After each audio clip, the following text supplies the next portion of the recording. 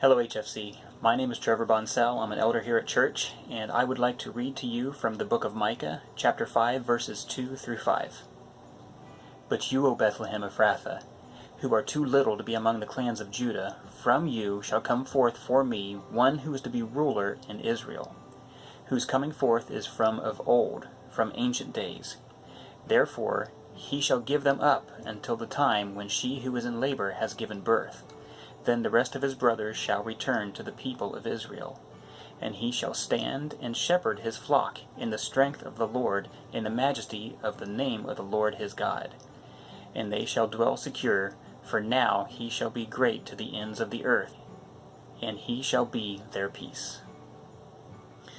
Now, I just want to give a few points about Bethlehem's history. So if you remember, Rachel was buried near Bethlehem.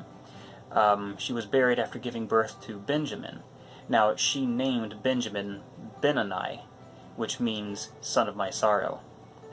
Jacob, however, renamed him to Benjamin, which means son of my right hand. Now, this is interesting, as we're told that the coming Savior will be a man of sorrows and acquainted with grief, due to his rejection and persecution.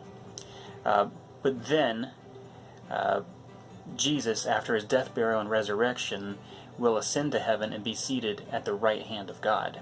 Now, this is going to be important as we move on to verse 3 and see what happens to Israel. But first, I want to also look at David. Now, David was considered to be Bethlehem's greatest son. Though in early life he was just a shepherd boy. He was the youngest son of Jesse and wasn't even called in from the fields when Samuel was looking to anoint the king. He was, however, later anointed king over Israel. Now, let's think about this, because Jesus often referred to himself, or did refer to himself, as the Good Shepherd. And as we look forward to his return, we know that he will rule as king for eternity. The Bible tells us that his kingdom will have no end. Now let's remember the little town of Bethlehem. David is Jesse's smallest son. Wasn't even called in from the fields when they were looking to anoint the king. Isn't it exciting to know that God does not always choose the biggest, the strongest, even what some people would consider the most deserving? He often chooses the humble and the meek and the littlest of the bunch to do his work. We don't need to be mighty to answer when he calls. We just need to be willing.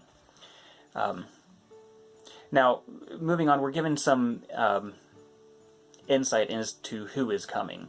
We're told that the one who is coming forth is from of old, from ancient days.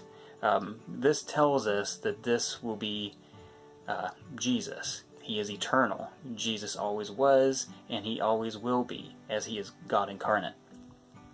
Now, as we get into verse 3, remember, we see that we know that Jesus will be rejected, and it says, therefore he shall give them up until the time when she who is in labor has given birth. She who is in labor has given birth is referring to Israel. Now, Israel, as we know, did reject Jesus. They persecuted him. So Israel will be rejected for a season, but then in the latter days they will be restored when the king will reign till the ends of the earth, and he will bring universal peace. Now, Micah was presenting them with a message of hope about the coming Savior and the peace that will be granted to all nations. But the amazing thing is that we can have this peace here and now if we come to him by faith. If we accept Christ as our personal Lord and Savior, we are granted this peace today.